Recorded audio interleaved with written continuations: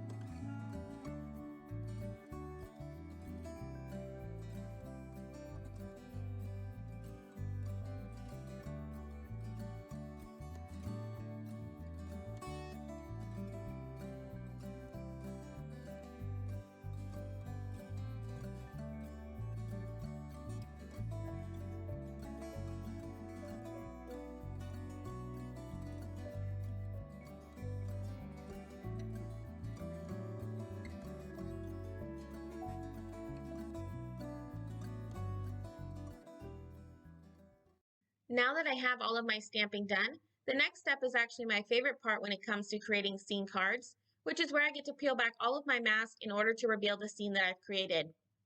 Next, I'm going to start working on my COVID coloring. And since I did want to focus the video on how I created my scene, I am going to be speeding up my coloring process quite a lot, as well as doing some jumping around in order to save some time in this video. Like always, I will make sure to have all of my marker caps off to the side so that you can follow along with what colors I'm using if you are interested, and I'll be right back.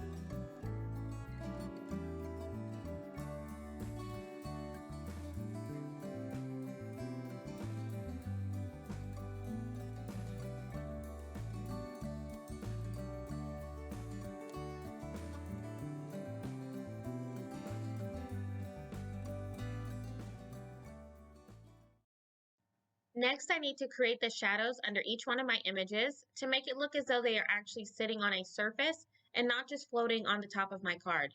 To accomplish that, I'm going to be coming in with some toner grays. I'm going to be starting out with my darkest shade of T5, adding that first layer of shading under each of my images. And then I'm going to be going over that with T4, extending those shadows out, followed by T3, and then finally coming in with my lightest shade of T2 in order to blend everything in together. Once I finish up coloring in that counter area, I'm then going to start working on my sentiment for my card. I love this sentiment that's included in the Sweet Surprise stamp set, the one that reads, "You're always a sweet surprise." But I wanted to replace the sweet that's from the sentiment with the sentiment die cut that's a part of the Sweet Senti Mini coordinating die set.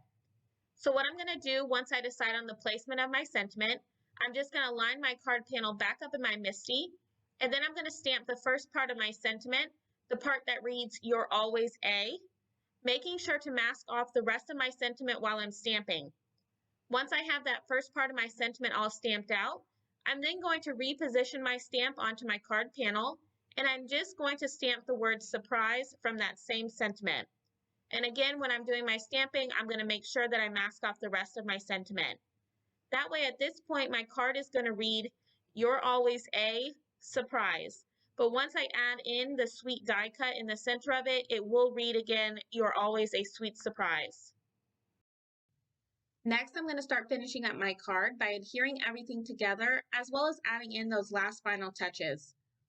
I'm going to start out by first adhering my background panel to my card base that I did trim and score down out of some teal colored cardstock that I thought would match my teal cupcake perfectly. And I am going to be adhering my background panel down using some liquid adhesive. Next, I'm going to finish off my sentiment by adhering my sweet die cut sentiment. And I really wanted that part of my sentiment to pop off from my card.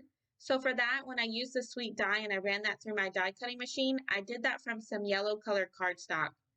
And I'm also going to be adhering that sentiment down using some more adhesive.